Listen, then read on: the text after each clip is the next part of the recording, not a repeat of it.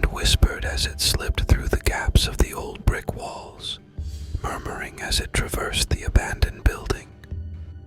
This place, forsaken for years, bore the weight of time, harboring echoes of forgotten memories within its walls.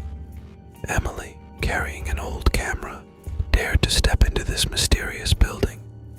It was her investigative spirit that drew her here, yet there was an inexplicable pull about this place.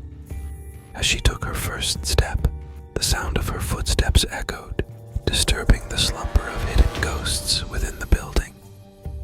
The damp walls were filled with rainwater, seeping in from outside.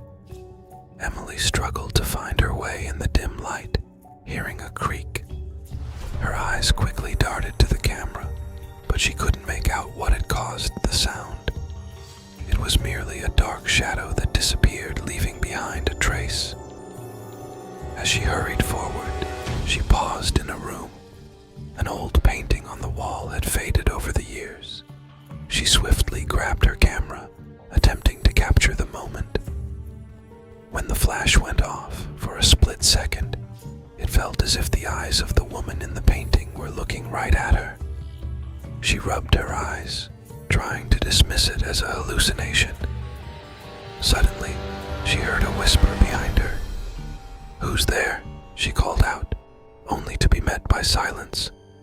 Then, she stumbled over something on the floor. As she fell, she noticed an old diary lying there. She reached out and picked it up, finding a few readable but faded pages. "This building is cursed. Flee. Shadows reside here, and you wouldn't want to set them free." The words passed through her mind as she closed the diary with trembling hands. At that moment, she heard a rustling behind her. When she turned, a dense cloud of mist was forming in the middle of the room. Panicking, she scrambled backward, each step echoing loudly. Finally reaching the door, as she stepped outside, she felt the urge to glance back.